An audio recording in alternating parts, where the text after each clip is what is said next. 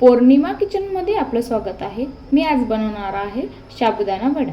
त्यासाठी घेतलेले साहित्य, साबुदाणा घेतलेला आहे, मी रात्री भिजवून ठेवला होता। साबुदाणा मस्त भिजलेला आहे। बटाटा घेतलेला आहे, मी 4 बटाटे घेतले होते, ते मस्त कुचकरून घेतलेले आहे। शेंगदाण्याचा कूट घेतलेला आहे, ते चांगले आधी पहिले भाजून घेतले आणि मग नंतर कुटून घेतले।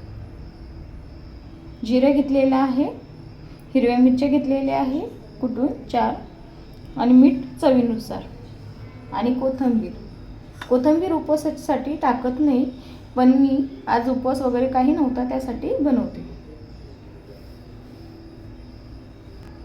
चटणीचं साहित्य, शेंगदाणे घेतलेले आहे, 2 हिरव्या मिरच्या घेतलेल्या आहे, कोथिंबीर घेतलेली आहे, चवीनुसार मीठ आणि थोडेसे जिरे अर्धा चमचा। आता मी साबुदाणा घेते।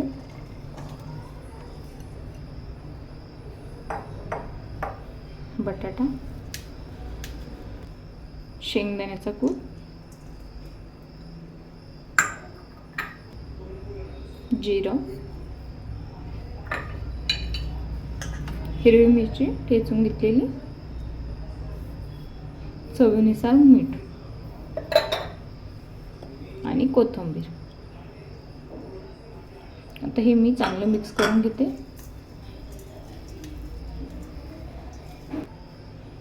मी याच्यामध्ये थोडंसं पाणी शिंपडते।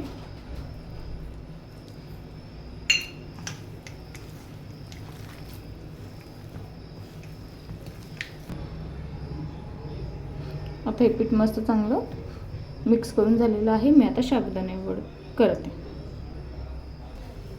थोडंसं हाताला तेल लावून घेते, म्हणजे वडे चिपकू नये म्हणून।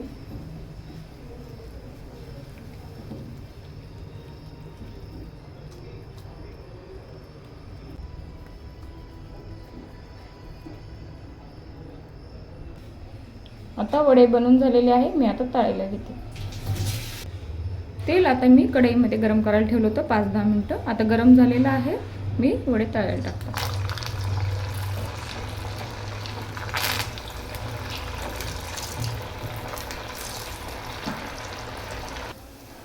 वडे मस्त लालसर झालेले आहे, आता मी काढून घेते। आता वडे तळून झालेले आहे, मी आता चटणीची तयारी करते। शेंगदाणे मी धुवून घेतलेले आहे, मिरच्या 2 घेतल्या होत्या ते पण धुवून घेतलेल्या आहे, आणि कोथिंबीर पण धुवून घेतलेली आहे। आता हे मी मिक्सरमध्ये तळून घेते।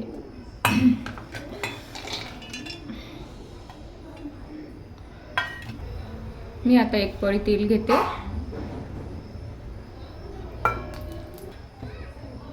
जिरे टाकते,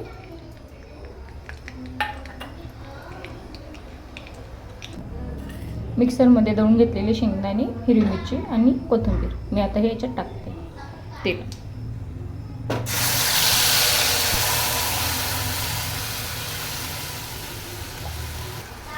चवीनुसार मीठ, हे मी चांगलं मिक्स करते। आता आपली चटणी तयार आहे, मी आता ताटामध्ये दाखवते।